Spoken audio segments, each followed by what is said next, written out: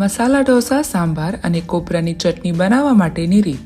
સૌપ્રથમ ખીરું બનાવવા માટે એક બાઉલમાં જાડા ચોખા, અડદની દાળ, ચણાની દાળ અને મેથીના દાણાનું આથો આપીને તૈયાર કરેલું ખીરું લઈ તેમાં મીઠું અને પાણી ઉમેરી મિક્સ કરી ખીરું તૈયાર કરી લો.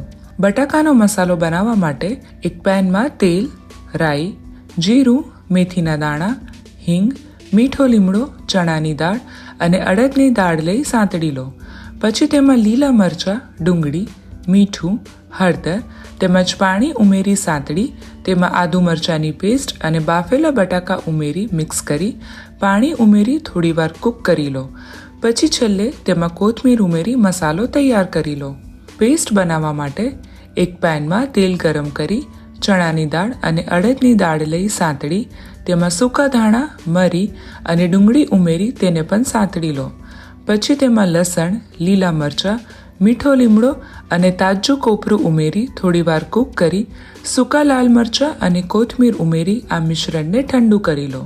મિશ્રણ ઠંડુ થઈ જાય એટલે તેને મિક્સર જારમાં લઈ ક્રશ કરી પાણી ઉમેરી ફરી ક્રશ કરી પેસ્ટ તૈયાર કરી લો. હવે સાંભાર બનાવવા માટે કઢાઈમાં પાણી ગરમ કરી તેમાં મીઠું, હળદર, હિંગ, ડુંગળી, ટામેટું, બટાકું, દૂધી, સરગવાની સિંગ અને રીંગણ ઉમેરી 5 થી 7 મિનિટ માટે બાફી લો. શાક બફાઈ જાય એટલે તેમાં તૈયાર કરેલી પેસ્ટ ઉમેરી મિક્સ કરી તેમાં બાફેલી તુવેરની દાળ ઉમેરી પાણી લઈ થોડીવાર કૂક કરી લો. હવે તેમાં લાલ મરચું, આમલીનો પલ્પ, કોથમીર અને ગોળ ઉમેરી થોડીવાર ઉકાળી લો. કોપરાની ચટણી બનાવવા માટે મિક્સર જારમાં તાજું કોપરું, લીલા મરચાં, મીઠો લીમડો, કોથમીર અને દાળિયા લઈ ક્રશ કરી તેમાં મીઠું અને પાણી ઉમેરી ફરી ક્રશ કરી ચટણી તૈયાર કરી લો.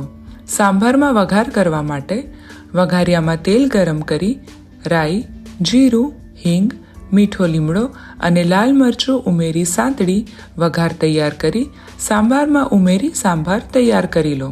ચટણીમાં વઘાર કરવા માટે વઘારિયામાં તેલ ગરમ કરી રાઈ, મીઠો લીમડો અને પલાળેલી અડદની દાળ લઈ સાંતળી વઘાર તૈયાર કરી ચટણીમાં લઈ મિક્સ કરી ચટણી તૈયાર કરી લો. હવે તવા પર પાણી છાંટી તૈયાર કરેલા ખીરામાંથી ઢોસા ઉતારી તેલ લઈ ઉપર લાલ મરચું ભભરાવી થોડીવાર કૂક કરી ઢોસા પર તૈયાર કરેલો બટાકાનો મસાલો મૂકી વાળી ઢોસા તૈયાર કરી લો. સાંભારને સર્વિંગ બોલમાં કાઢી ઢોસાને કોપરાની ચટણી અને સાંભાર સાથે સર્વ કરો તો તૈયાર છે મસાલા ઢોસા, સાંભાર અને કોપરાની ચટણી.